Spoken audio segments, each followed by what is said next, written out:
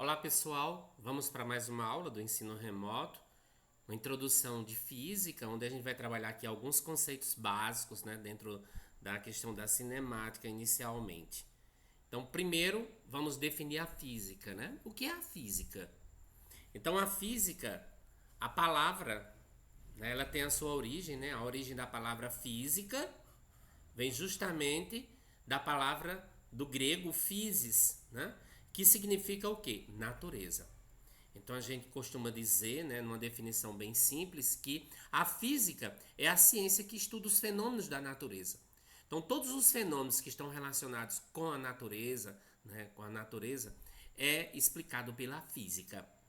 Nós sabemos que a física ela é uma ciência, né, que vai apresentar vários ramos. Aqui vocês podem ver aqui na imagem vários símbolos que vão identificar, né, a questão da física. Aqui nessa parte central nós já temos aqui o átomo, né, e temos aqui a maçã, que essa fruta que é muito simbólica dentro da física em função da descoberta de Isaac Newton, né? Isaac Newton descobre as leis do movimento debaixo de uma macieira, né? Quando pensava, quando lia, quando estudava, de repente ele é surpreendido com uma maçã na sua cabeça. Por isso que se torna a maçã esse símbolo, né?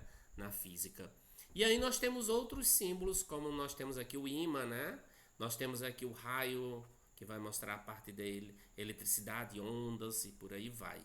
Né? O átomo, a engrenagem, a parte da mecânica, o calor, né? A parte da eletricidade, a luz, né? Aqui também os raios, né? Os planetas, aqui os circuitos elétricos e aqui a equação da conversão de matéria e energia, né? Muito famosa, é igual a m vezes c ao quadrado. A energia é o produto da massa pelo quadrado da velocidade, né? E aí, pessoal, vamos agora para as áreas da física. Quem são os ramos da física? Então, para a gente estudar a física, nós dividimos a física de acordo com alguns critérios, né?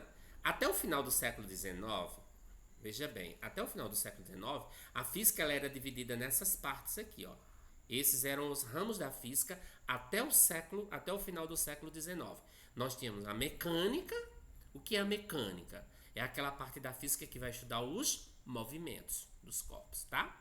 A termologia seria o estudo dos fenômenos relacionados ao calor. A óptica, parte da física que estuda a luz. Então, tudo que está relacionado à luz nós estudamos dentro da óptica. A ondulatória, ela vai fazer o estudo do som e também dos fenômenos, né, analógicos denominados onda, né, os fenômenos relacionados à questão das ondas. E o eletromagnetismo, ela vai estudar justamente o que? Os fenômenos relacionados à corrente elétrica e o magnetismo. Então, essa era a divisão da física até final do século XIX.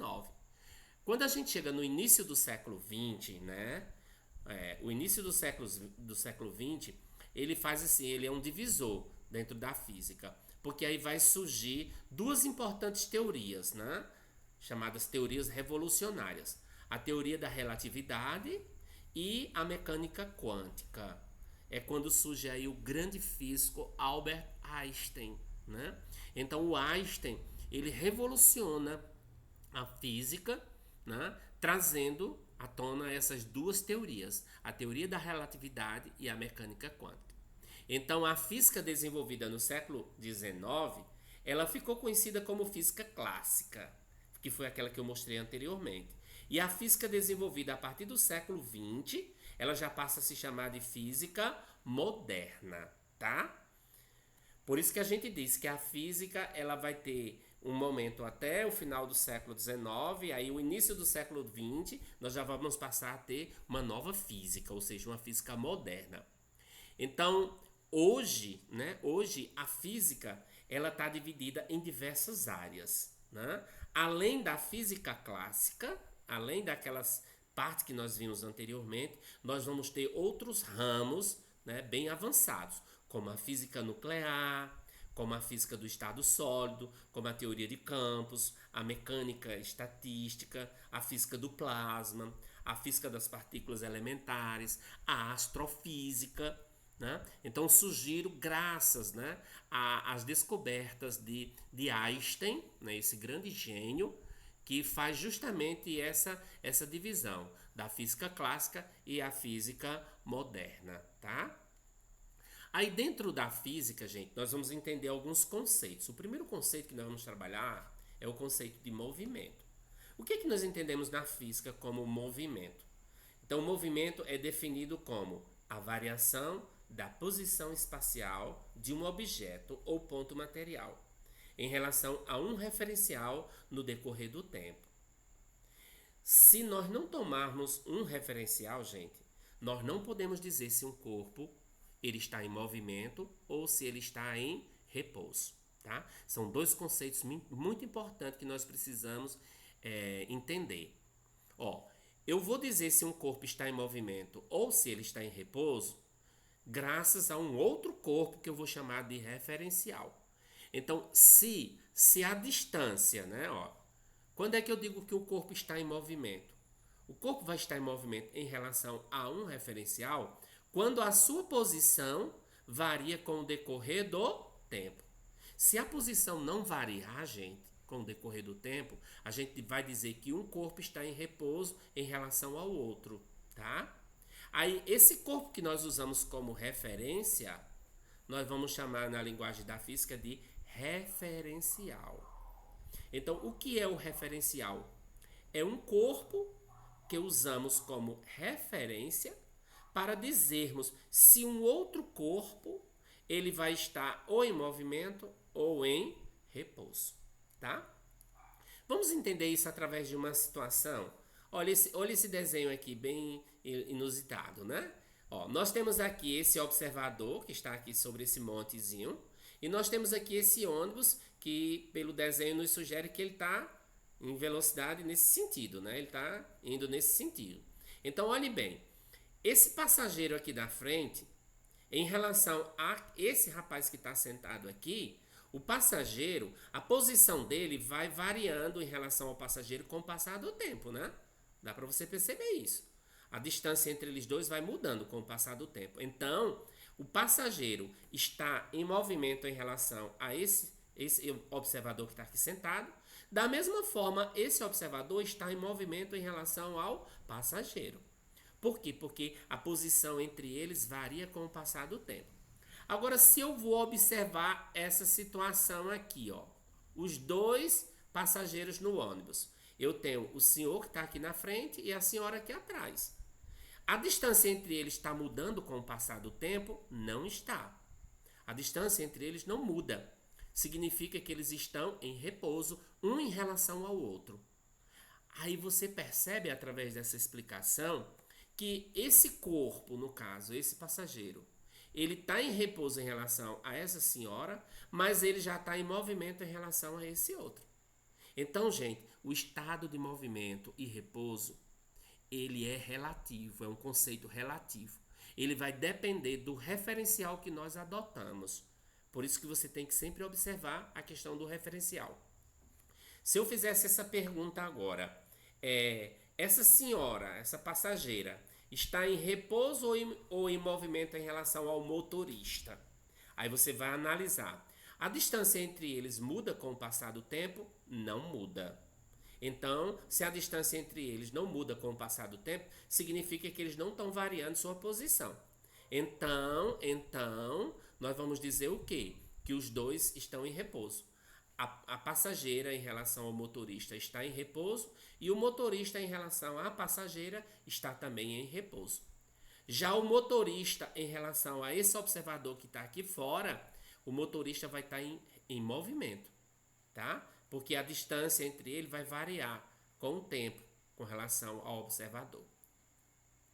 Vamos aqui, ó, outra situação para você entender melhor. Ó, eu tenho esse carro que vai em movimento.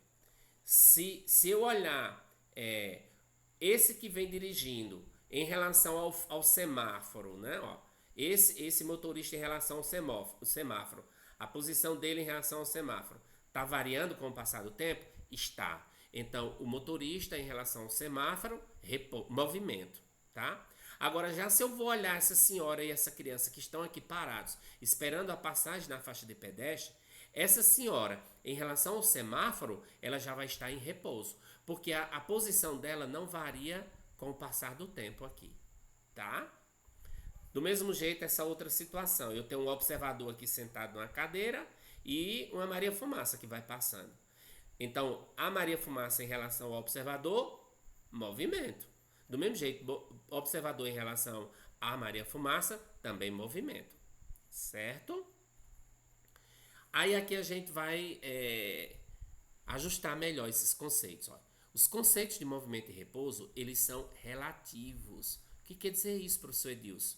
Significa, gente, que eles dependem do referencial adotado. Eles não são conceitos absolutos. Eu nunca posso dizer assim, esse móvel está em repouso, esse móvel está em movimento. Eu tenho que sempre ter uma referência, um referencial, tá? Um referencial.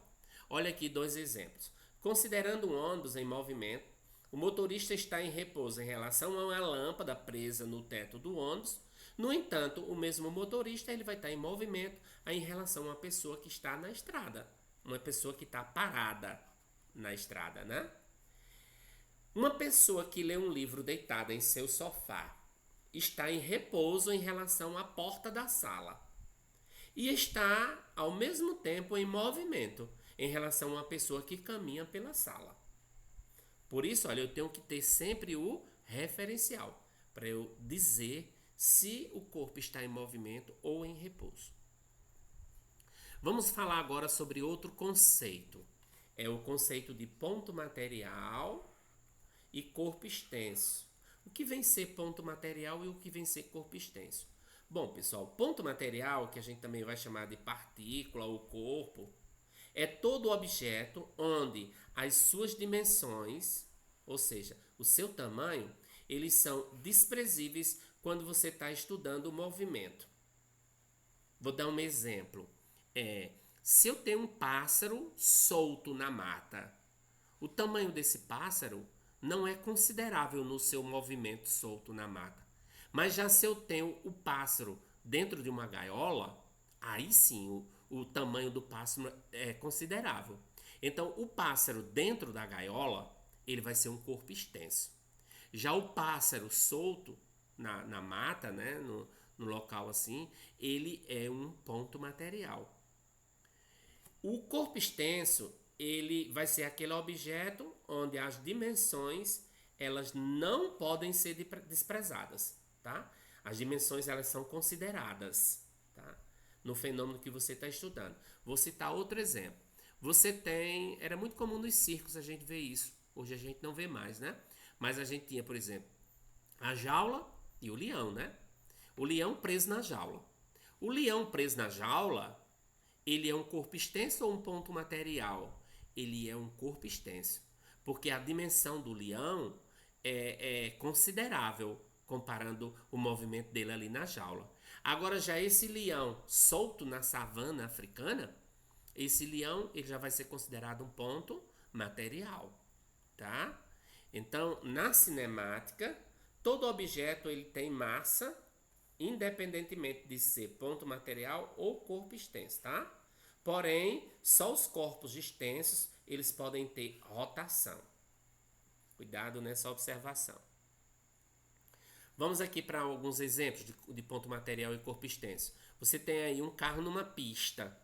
Esse carro aí na pista, o tamanho dele não é tão considerável em relação à pista.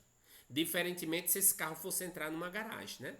Então, nessa situação aqui, ele é um ponto material. Já o carro entrando na garagem, ele seria um corpo extenso. Ó, outro exemplo aqui, ó, o carro entrando para a garagem. Para o carro entrar aqui, ele tem que ser um bom manobrista, né? Quem está manobrando o carro tem que ser muito bom na direção. Por quê? Porque a dimensão do carro é considerável. Então aí ele entra numa situação de corpo extenso. Trajetória, gente. O que é que nós chamamos de trajetória de um corpo, né? Qual é a definição de trajetória? A gente define a trajetória como uma linha geométrica formada pelas sucessivas posições ocupadas por um corpo no intervalo de tempo considerável. A gente tem, por exemplo, um trem, né? Um trem, quando ele vai seguindo nos trilhos. Os trilhos ali seria a linha formada pelas sucessivas posições por onde o trem vai passar. A gente vê muito isso nos esportes europeus, né, de inverno, aqueles esportes onde se utiliza o esqui, né? Os esquiadores, quando eles vão descer naquela camada de gelo, por onde o esqui passa, deixa uma marca, uma linha. Então, aquela linha formada pelas sucessivas posições por onde o esquiador passou é justamente o que nós chamamos de trajetória, tá? Então, a trajetória, gente, ela está dividida em dois tipos. Nós temos a trajetória retilínea e a trajetória curvilínea. O próprio nome já sugere. Retilínea é quando a trajetória descreve uma reta. A linha ela é uma reta. Curvilínea, quando essa trajetória ela se apresenta no formato de uma curva. A trajetória retilínea, ela se subdivide em três tipos. Nós temos a horizontal, a vertical e a inclinada. Quando é que nós temos a trajetória horizontal? Lembre-se de um carro em movimento em uma pista reta. Se o carro se movimenta em uma pista reta, nós vamos ter uma trajetória do tipo horizontal. Já um fruto caindo da árvore, nós vamos ter uma trajetória do tipo vertical, porque a horizontal ela é nesse sentido assim, né? Essa direção. E a vertical é nessa direção, né? Já a inclinada ou oblíqua seria um exemplo, um carro subindo ou descendo uma ladeira. Seria tipo assim, ó, um plano inclinado, né? Quando um corpo vai subir aqui, por exemplo, um plano inclinado, então ele vai descrever uma trajetória oblíqua ou inclinada. E nós temos a trajetória curvilínea, que ela vai ser dividida nesses grupos aqui, tá? Nós temos a trajetória circular. Quando é que a trajetória é circular? Quando o corpo ele vai descrever algo desse tipo aqui, no formato de um círculo. Agora, sempre em referência a um eixo, né? O caso, por exemplo, um eixo de rotação. O caso do pneu, né? O pneu do carro em relação ao eixo. Ele vai descrever um movimento de trajetória do tipo circular. O que é a trajetória espiral? É quando o movimento, né, descreve uma trajetória no formato de espira. Seria isso aqui, ó, por exemplo. As antigas fitas cassetes, VHS, né? Ela descreve esse formato aí. Trajetória elíptica seria uma trajetória nesse formato, gente. Descreve uma elipse, parecido com a bola de futebol americano, né? É um exemplo aqui bem patente, é os planetas em relação ao Sol, eles descrevem esse tipo de trajetória. Como também os elétrons em relação ao núcleo do átomo, eles descrevem trajetória elíptica. Helicoidal, gente, é uma trajetória que, quando descrita, ela tem essa forma assim, ó. É como se fosse um formato de uma mola, né? Uma mola esticada. A helicoidal, nós temos um exemplo, a hélice de um avião em relação a uma pessoa, por exemplo, a um referencial fixo na Terra. Se você já observou um avião decolando, se você olhar para a hélice do avião, você vai ver ela fazendo esse movimento.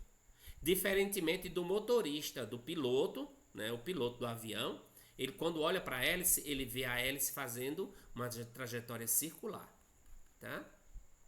Cicloidal é o movimento dos pneus em relação ao solo. Seria um tipo de movimento assim, ó.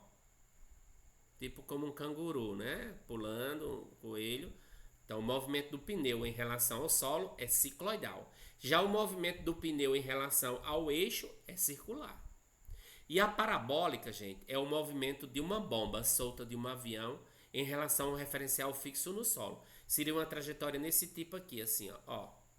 Quando você solta uma bomba num avião, tá? Que voa horizontalmente e ela vai atingir o solo, ela cai descrevendo essa trajetória aqui, tá?